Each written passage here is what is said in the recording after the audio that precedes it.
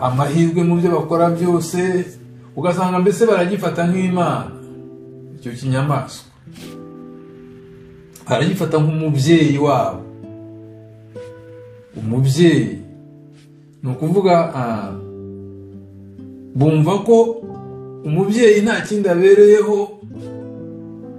Umubyeyi atanga amahirwe, umubyeyi atanga umunezero, umubyeyi atanga, iyo ufite umubyeyi mbese uba ufite ibintu byose. Nk'uko umwana niko abona umubyeyi buri gihe, agira ngo umubyeyi afite ibintu byose, mbese amufata nk'Imana. Ndavuga umwana ukiri mutoya, iyo abona nyina iruhande rwe, aba azi ko mbese ibintu nta kindi aba yibaza uretse kubona nyina. Hano rero muri iyi si usanga ibihugu byinshi, abantu benshi bagiye bafite inyamaswa nk'izo, nko mu bihugu nk'Ubushinwa ndagira ngo bo bafite ikijya kumera nka dragon, nk'ikiyoka kinini, ugasanga wenda nicyo, ugasanga nk'icyo kiyoka nyine gihetse umwana, ugasanga bakabigaragaza ko mbese ari nkayo Mana yabo, mbese ari umubyeyi wabo muri make. Basanga ubwenge dufite, ubwenge bafite, icyo babukesha, ibintu byose bakacyita umubyeyi wabo. Umubyeyi wabo ni ukuvuga ko umubyeyi wabo ari uwo warabahaye ubuzima, ari uwo warababyaye. Umubyeyi kubyara, umubyeyi arabyara.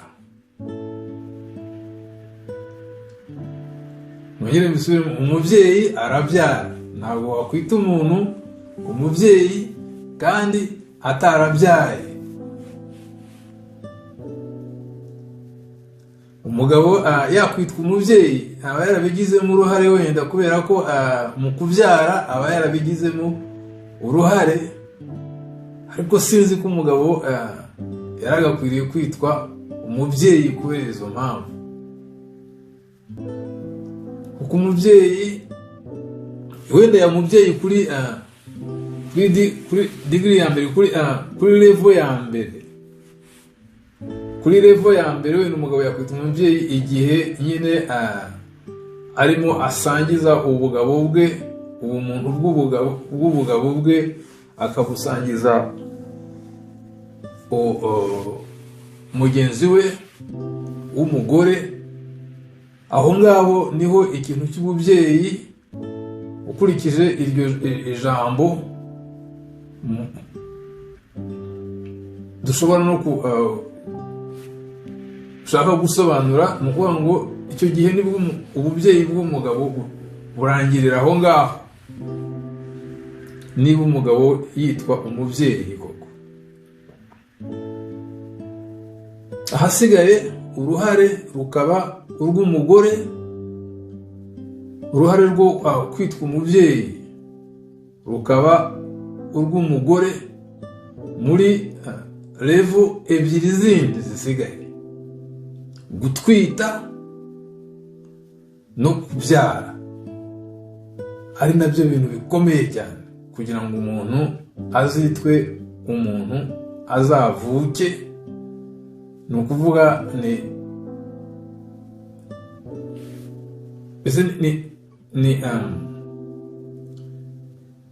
gatatu. Uruhare rwa mbere ni urw'umugabo, noneho hakaba umugore uzatwita akazanabyara. Ibintu bikomeye cyane, gutwita amezi 9 no kubyara umunsi umwe, ariko nawo ukomeye cyane.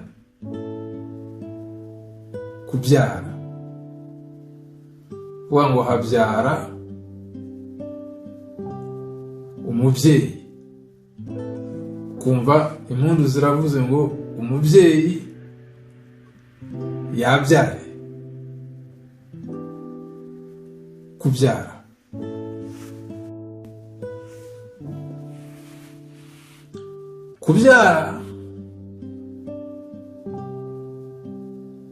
nibyo bizavamo rya jambo umubyeyi, kuko ntashobora kwitwa umubyeyi kandi atarabyara. Ni ukuvuga ngo habanza kubyara kugira ngo kubyara nibivaho, kubyara nibyo bizaha izina umugore akitwa umubyeyi. Aha ngaha ari naho yewe, aha ni ikinyarwanda turimo tuvuga, ububyeyi bw'umugabo ni buke cyane cyangwa nta nabwo, kubera ko igihe kubyara bitarabaho ububyeyi buba butarabaho.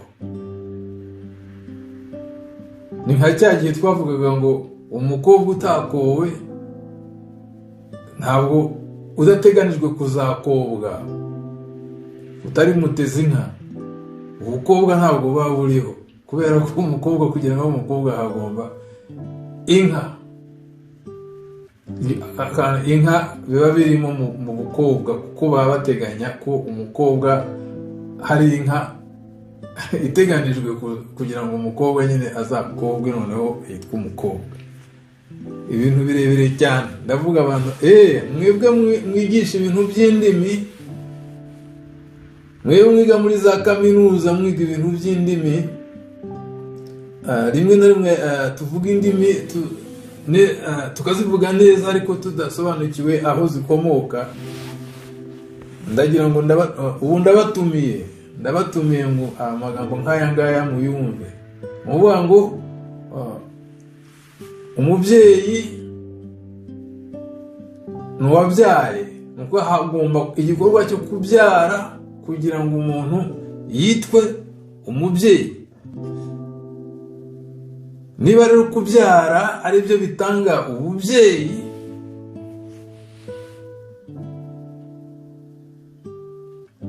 ntabwo ushobora kubyara nanone, turasubira inyuma ho gatoya, ushobora kubyara uwo utatwise, gutwita kanaka aratwise. Ntushobora kubyara utari utwite, nk'uko ushobora gutwita ariko ntubyare, ntuzabe umubyeyi. Urumva kubyumvikana. Reka nongere nisubiremo gatoya. Umuntu aba umubyeyi ari uko yabyaye. Kubyara nibyo bitanga ububyeyi, ariko nanone ntabwo wabyara utatwise. Ugomba gutwita kugira ngo uzabyare. Aho ngaho ndagira ngo urabona urwo ruziga, akantu kameze nk'uruziga, gutwita, kubyara, ariko ukazitwa umubyeyi ari uko wabyaye, kuko utarabyara ntabwo aba ari umubyeyi. Barakubaza ngo uri umubyeyi wande, uvuga ngo uri umubyeyi wande? Ntawe. Wabyaye, waratwise se? Yego. Urumva umuntu utwise baravuga ngo ejo cyangwa ejo bundi azaba ari umubyeyi. Niba rero aho hantu tuhumvikanye, dushobora gukomeza ikiganiro. Tugiye kureba amagambo aturuka kuri iryo jambo kubyara. Hari uwabyaye, kubyara, umubyeyi, kubyaza, ni ukuvuga umuntu ufasha umubyeyi ko umwana asohoka, kubyaza, ufasha umubyeyi igihe ari mu gikorwa cyo kubyara. Yabyajijwe nande, kanaka yabyaye, yabyajijwe nande, ninde wamubyaje?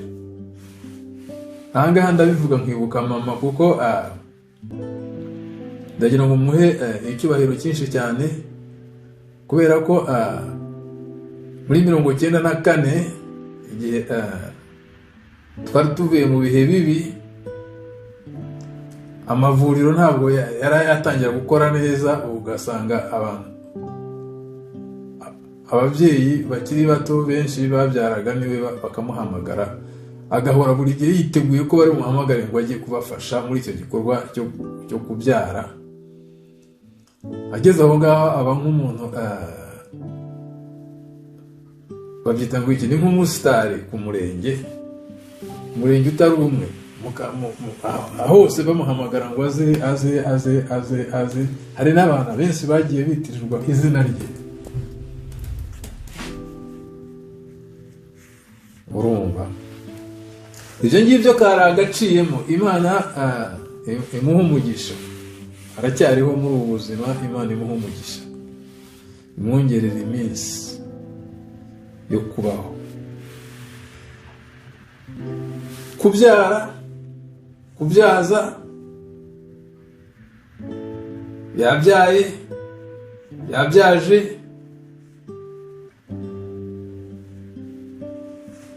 iryo jambo kubyara ni ijambo rifite umwanya ukomeye cyane mu rurimi rw'Ikinyarwanda. Kubyara,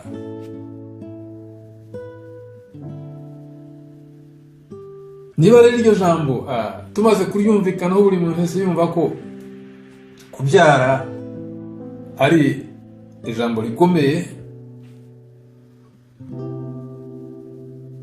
Kubyara rero niba ari ibintu Imana yateguye kugira ngo abantu babyare, nanjye ngo bororoke, babyare, bagwire, bakwire isi,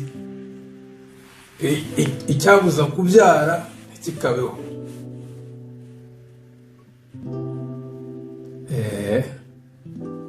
Ikibuza abantu kubyara ntikikabeho. Ikibuza abantu kubyara ntikikabeho mu maso y'Imana, kubera ko Imana yabikoze ibishaka nyine, abantu babyare. Ikibuza abantu kubyara, Nyagasani nongere mbisubiremo rwose muri kino kiganiro, aha ngiye kuba nk'umwarimu. Ikibuza abantu kubyara ntikikabeho, abantu bagiye kubyara kuko niko Imana yabishatse. Bitari aho, Imana bararemye ba Alpha gusa, amakopi ya Alpha gusa, iba yarakoze kopi yayo muri Alpha gusa, ariko yashatse ko abantu babyara, ikora kopi yayo muri Alpha na kopi yayo muri Omega, kugira ngo nyine abantu babyare. Kubyara rero, niba iryo jambo kubyara naritsindagiyeho cyane kugira ngo ryumvikane, tugiye gushaka ahantu iryo jambo kubyara hari nabyo biduha ngo umubyeyi. Twumva ijambo umubyeyi aho rikomoka,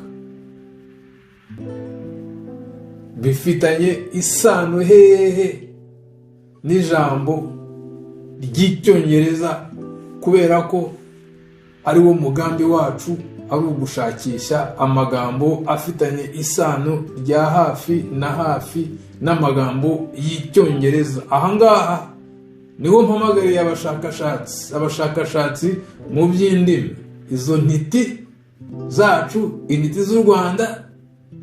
Sinzi niba hari ishami ry'Icyongereza, sinzi ahantu riri, niba ari Butare, niba ari za universities, ubu ngubu ntabwo nzanaziherereye, ariko ubwo ni Butare. Abashinzwe ibintu by'ururimi rw'Ikinyarwanda n'umuco n'amateka, iryo jambo kubyara ari ryo rivamo umubyeyi. Tugiye gushakaho umubyeyi bikomoka mu Cyongereza. Twasanze ko kubyara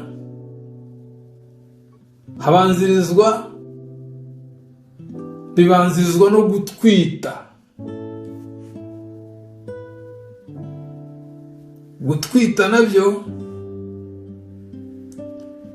bibanzirizwa no kwakira ubumuntu bwa alpha bw'umugabo, bwa kopi ya alpha. noneho bwa bumuntu akaba ari bwo buzavamo gutwita umuntu.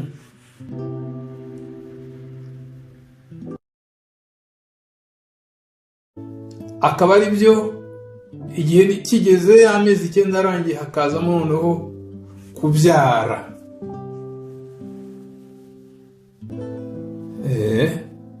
Wari utwise akabyara akaba umubyeyi. None rero ngiye guhamagara ba bandi bazi icyongereza cyane. Iyo umuntu afite, ndavuga umubyeyi afite umwana mu nda,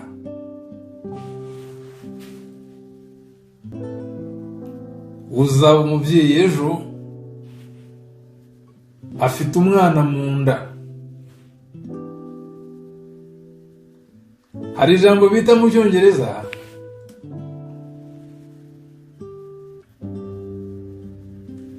to carry something, to carry.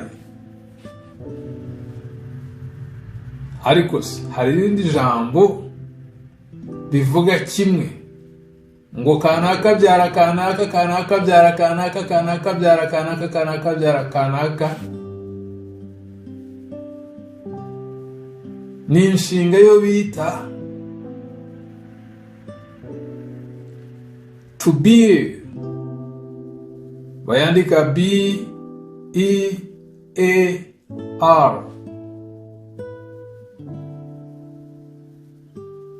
Bikaba ari mu gifaransa ni porter.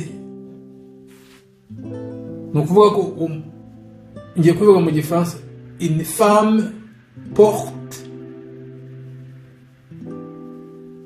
un bébé dans son ventre.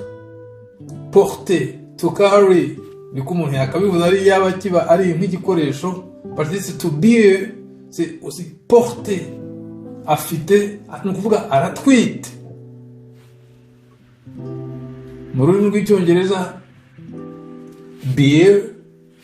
Noneho iyo tugiye kubishyira gutondagura iyo nshinga to be muri ngenga ya gatatu y'ubuke, ngenga ya gatatu y'ubuke,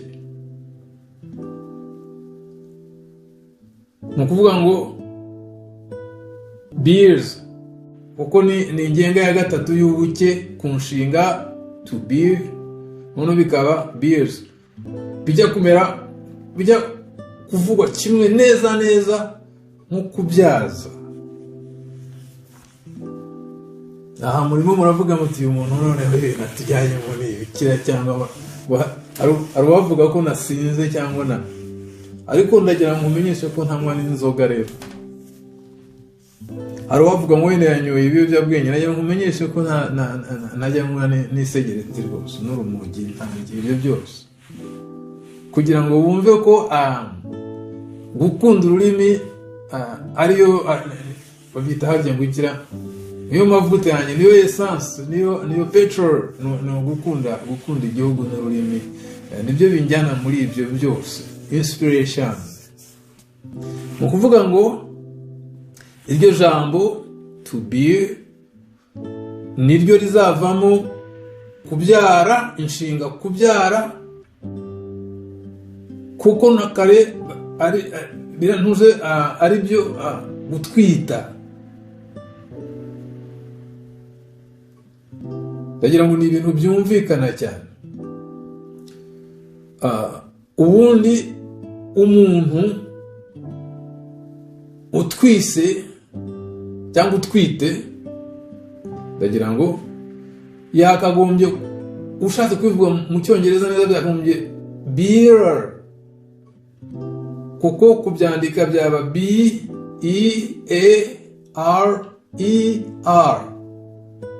bearer. Uno akaba ari mu gifaransa umuntu yamwita porteur cyangwa se porteuse.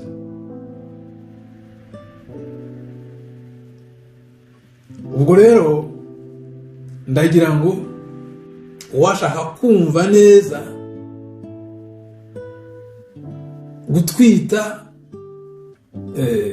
porter mu gifaransa cyangwa to bear mu cyongereza, ni ibintu byisobanura, ko umuntu utwitse ari uzabamo umubyeyi, nk'uko nyine uwavuga nabi cyangwa se uwavuga kwa kundi nyine ashyoma cyangwa se avuga ibintu atumva cyangwa se asubiramo ibintu abandi bavuze akabivuga nabi. Umuntu ashobora kuvuga byeyi, ugasanga wazashyiraho ya magambo yacu y'ikinyarwanda, twa tugambo dutangirira ijambo umu, aba, noneho ukavuga umu, beer, noneho umuntu akabivuga umubyeyi. Ni ibintu byumvikana. Nshobora no wa mugani njya nkunda kugeranya, hari igihe mvuga nti nshobora kuzamura urutoki nkavuga nti ibi bintu ni ukuri. Akantu katari keza kambabaza ku giti cyanjye jyewe, niba iryo jambo umubyeyi ari iryacu by'umwimerere, ntaho twarikomoye twararivanye iwacu, indimi zitarabaho hirya no hino, niba zitaravangavanga, nicyo nashaka kuvuga. Niba kubyara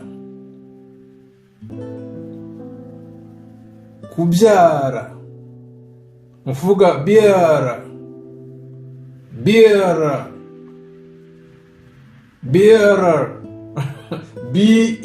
B-E-A-R-E-R, muvuga umuntu gutwita, umuntu twise muri make, bear bizavamo byara. Niba iryo jambo ari iry'umwimerere w'ikinyarwanda,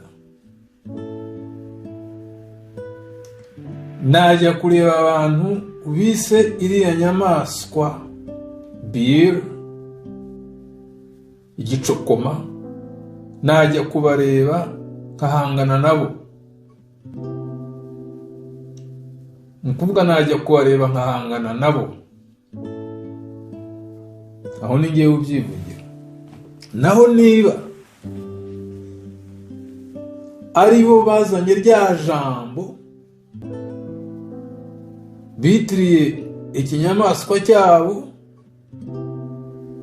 cyitwa ikinyamaswa cyabo, igicokoma cyabo bafata nk'Imana, noneho bakaza bakacyitirira umugore wabyaye iwacu. Hari ururimi batuzanyemo, aribo bahanze iryo jambo mu rurimi rwacu, kandi bazi ko iwabo bivuga ikindi, baba baradututse. By the way, baba baradututse. Iryo jambo nahita nryirukana nkarivana mu rurimi rw'ikinyarwanda, arivuga ari yewe. Ibi bintu mvuga ni ibintu bikomeye cyane, kuko nta burenganzira baba bafite bwo kutwitiranya n'ibyo bicokoma byabo. Nukuvuga ibibazo birimo ni bibiri: cyangwa bafashe ijambo ryacu baryita ikinyamaswa ikimana cyabo, cyangwa se bafashe ikimana cyabo baza kucyita ba mama batubyaye ba mama batwibarutse. Ni ukuvuga icyo gihe ngewe bigenze gutyo ijambo kubyara nahita ndivana mu rurimi rw'ikinyarwanda nkabyita kwibaruka, kuko kwibaruka ni ijambo naryo natekerejeho icyo rivuga dushobora kuzaganiraho ikindi gihe. Ni ijambo ry'ubupfura gusa byo nazamura nanone urutoki nkavuga kwibaruka n'ibizima. Ariko rero iryo jambo kubyara arizo rero rizavamo umubyeyi. Niba ari ijambo badutije batwitiranya n'icyo kinyamaswa cyabo baradututse. Niba rero bararivanye iwacu ryari umwimerere wacu iryo jambo bakaryita ikinyamaswa cyabo, nabwo icyo gihe baradusuzuguye cyane. Ni kubera ko bo nongere mbisubiremo kiriya kinyamaswa ahangaha ndasa n'umuntu nabaye excited kubera nagiye mu mwuka wa mugani w'abavandimwe bacu. Uvuga ngo icyo gihe haba harimo ikibazo cy'ururimi, kwiba ururimi rw'abantu ukarukoresha nabi, cyangwa se gufata ururimi rwawe ukarwitirira abandi kandi mu rurimi rwawe ari bivuga ikindi kintu kibi. Nabyo ndagira ngo byaba ari guhohotera abantu, kwinjirira abantu mu muco wabo, ni ugutobya umuco w'abantu. Ndagira ngo harimo urubanza mu bijyanye n'umuco gakondo y'abantu bigomba kubahwa. Ndagira ngo harimo urubanza buri ugiye muri rya shami abaryita ngo ikirayingisha n'umuco muri United Nations, ibintu bimeze nka babyita ngo ni UNESCO, niba sinzi uko babyita, wagenda ukabivuga urumva ukabahana cyane. Ariko ndimo ndiganirira, urumva. Ubwo rero twasobanukiwe neza uko ijambo umubyeyi no kubyara bifatanye isano rya hafi na hafi n'inshinga to bear. Noneho iryo jambo nanone akaba ari ryo mu buryo bubabaje ryitiriwe kiriya gikoko bo bita umubyeyi wabo, ngo kibaha amashanse, amahirwe, umugisha, ibinezaneza, ubutwari, ese nicyo mubyeyi wabo. Ntararangiza iki kiganiro nagira ngo nsabe nyine abakunda ururimi rw'ikinyarwanda n'abakunda ururimi rw'icyongereza, ni ukuvuga abakunda u Rwanda n'abanyarwanda muri rusange, batitaye kubivuga uwo ari we, ahubwo bitaye ku kuri cyangwa ikinyoma byaba birimo, bagire icyo babivugaho kugira ngo niba ari ukuri koko bibe ukuri, kandi niba ari ibinyoma byamaganwe nanjye mbyibagirwe burundu, kuko bazaba bagaragaje ahandi hantu ahubwo ibyo bintu bikomoka. Sinzi ururimi mu rurimi rw'igiswahili nagira niba kubyara niba babyita, sinzi ahantu babyita kuzara, sinzi ndumva hari ahantu babyita gutyo, agiye ntabwo nzi igiswahili cyinshi. Urumva ibyo nabyo bikajya ahagaragara kugira ngo umuntu asobanukirwe, umunyarwanda amenye icyo yitirirwa icyo ari cyo, kugira ngo tuzajya twirwa twituka buri munsi, kugira ngo tuzajya cyangwa se n'abantu bakadutuka none natwe tukituka tukiyita ibitari byo. Urumva, tukiyita ibitari byo, tukiyita ibisimba, tukita ababyeyi bacu ababyeyi bacu tukita abatwibarutse tukabita ibisimba kubera ko ari mwene madamu wazanye ururimi mu gihugu cyacu mu buzima bwacu bwa buri munsi. Ni ibintu byaba bibabaje cyane. Kwirwanaho, dushobora kwirwanaho dukoresheje ikintu nakwita intwaro igihe twatewe ku mipaka yacu, ariko n'igihe umuco wacu winjiriwe dufite nanone uburenganzira bwo kwirwanaho kugira ngo umuco wacu n'ubuzima bwacu, imibereho yacu bwite itinjirirwa. Nabyo ndagira ngo ni urundi rugamba tutari dukwiriye gushyira inyuma, kubera ko hari muri iyi si hari ibintu byinshi cyane. Niba rero twavuze ngo ururimi rurarema, umuntu akajya yirirwa yiyita igisimba iki n'iki, yita igisimba iki n'iki, yitirira igisimba iki n'iki, ejo akazajya akibona arimo ararya abantu, yabaye nka cya gisimba kubera ko aricyo yiyita. Igisimba by the way ntabwo nashakaga kukivuga nabi, kuko ijambo igisimba ni ijambo rizima, ni ijambo rizima cyane, ahubwo ubu nashaka kuvuga ikinyamaswa. Umuntu akirirwa yiyitirira ikinyamaswa, roho ye ikabyakira, ejo akazajya akibona arimo ararya abantu nka cya kinyamaswa nyine yagiye yiyitirira. Aho ngo karagaciyemo kugira ngo mbese ni uburyo bwo gutsindagira ko ururimi ni ikintu gikomeye cyane. Ururimi rurica rugakiza, ururimi rurarema,